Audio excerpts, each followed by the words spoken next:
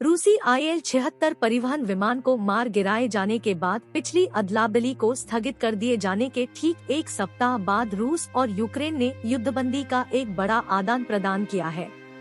रूस और यूक्रेन दोनों ने कहा कि बुधवार को लगभग 200 कैदियों का आदान प्रदान किया गया, हालांकि दोनों पक्ष सटीक आंकड़ों पर असहमत थे। यूरोपीय संघ के शीर्ष राजनयिक जोसेफ बोरेल ने कहा कि यूरोपीय संघ को उम्मीद है कि इस साल मार्च तक यूक्रेन को 1 मिलियन राउंड गोले भेजने के अपने लक्ष्य का 52% तक पहुंच जाएगा, जबकि ब्लॉक अन्य 20,000 सैनिकों को प्रशिक्षित करने की योजना बना रहा है। रूसी राष्ट्रपति व्लादिमीर पुतिन ने कहा कि रूसी सैनिक संकटग्रस्त औद्योगिक केंद्र पूर्वी यूक्रेन के शहर अवदीवका के बाहरी इलाके में कब्जा कर रहे हैं। एक सैन्य खुफिया सूत्र के अनुसार यूक्रेन ने रूसी क्षेत्र के अंदर एक तेल सुविधा पर एक और ड्रोन हमला करने का दावा किया है। व्लादिमीर पुतिन ने यूक्रेन के साथ रूस की सीमा पर बेलगोरोड क्षेत्र में पिछले सप्ताह एक IL-76 सैन्य परिवहन विमान को मार गिराए जाने की अंतर्राष्ट्रीय जांच का आह्वान किया।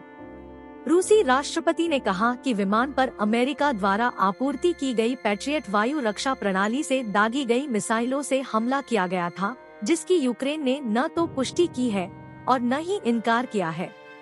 ओलाफ स्कोल्स और 4 अन्य यूरोपीय नेताओं ने स्वीकार किया कि यूरोपीय संघ के नेताओं के आपातकालीन शिखर सम्मेलन की पूर्व संध्या पर यूरोपीय संघ यूक्रेन को तोपखाने गोला बारूद की आपूर्ति करने के अपने लक्ष्य से कम हो गया है, जिसे सदस्य देशों और हंगरी के विक्टर ओर्बन के बीच गतिरोध को तोड़ने के लिए डिजाइन किया गया था। 50 बिलियन सहायता पैकेज।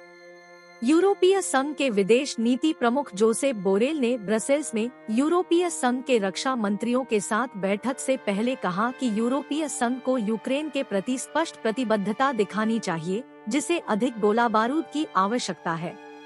क्रेमलिन ने कहा कि वह यूक्रेन के शीर्ष सैन्य कमांडर वालेरी जालुजनी के आसपास की स्थिति की निगरानी कर रहा था। पश्चिमी और यूक्रेनी मीडिया आउटलेट्स ने कहा कि राष्ट्रपति वोलोडिमिर ज़ेलेंस्की जालुजनी को बाहर करने की कोशिश कर रहे थे।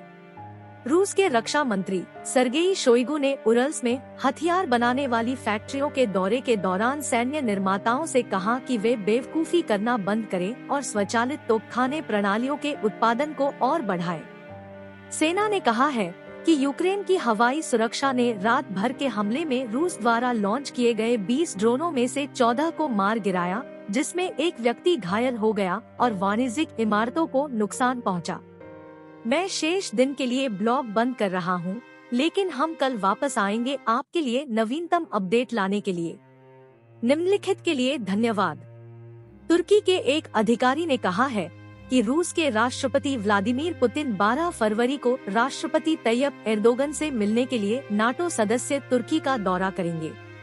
फरवरी 2022 में यूक्रेन पर रूस के पूर्ण पैमाने पर आक्रमण के बाद पुतिन की नाटो सदस्य की पहली यात्रा होगी।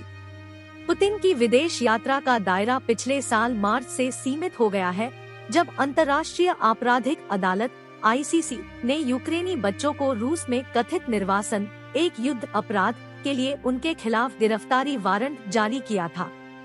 रूस ने आरोप से इनकार किया और इस कदम को अपमानजनक बताया, लेकिन कहा कि यह किसी भी मामले में कानूनी रूप से अमान्य है, क्योंकि रूस ICC का सदस्य नहीं है। तुर्की ICC के रोम कानून का भी पक्षकार नहीं है, इसलिए पुतिन वारंट के तहत गिरफ्तार होने के डर के बिना तुर्की की यात्रा कर सकते हैं। रूस द्वारा यूक्रेन पर आक्रमण करने के बाद से तुर्की ने मॉस्को और कीव दोनों के साथ अच्छे संबंध बनाए रखने की कोशिश की है। इसने यूक्रेन को सैन्य सहायता प्रदान की है और इसकी क्षेत्रीय अखंडता के लिए समर्थन व्यक्त किया है, लेकिन सैद्धांतिक रूप से रूस पर प्रतिबंधों का भी विरोध करता है।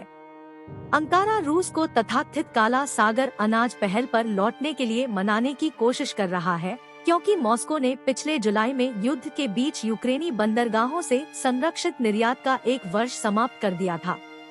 एर्दोगन ने कहा कि समझौते के विकल्प स्थायी समाधान नहीं दे सकते। यूक्रेन का दावा है कि उसने रूसी तेल संयंत्र पर ड्रोन हमला किया है। कीव में एक सैन्य खुफिया सूत्र ने बुधवार को AFP को बताया कि यूक्रेन ने रूसी क्षेत्र के अंदर एक तेल सुविधा पर एक और ड्रोन हमला किया। कीव ने पिछले 2 महीनों में रूसी तेल और गैस सुविधाओं पर हमले बढ़ा दिए हैं, जिसे उसने अपने स्वयं के ऊर्जा बुनियादी ढांचे पर रूसी हमलों के लिए उचित प्रतिशोध कहा है। यह दावा सेंट पीटर्सबर्ग के गवर्नर के उस बयान के बाद आया है जिसमें उन्होंने कहा था कि उत्तरी शहर के बाहर एक औद्योगिक स्थल पर जोरदार विस्फोट हुआ है। इस बीच स्थानीय मीडिया ने बताया कि S-400 मिसाइल सिस्टम ने एक ड्रोन पर हमला किया था जो नेवस्की जिले में एक तेल भंडारण सुविधा पर दुर्घटनाग्रस्त हो गया था। सूत्र ने यूक्रेन की सैन्य खुफिया सेवाओं का जिक्र करते हुए AFP को बताया, यह एक GOR ऑपरेशन था। सूत्र ने कहा कि लक्ष्य का इस्तेमाल सैन्य उद्देश्यों के लिए किया गया था।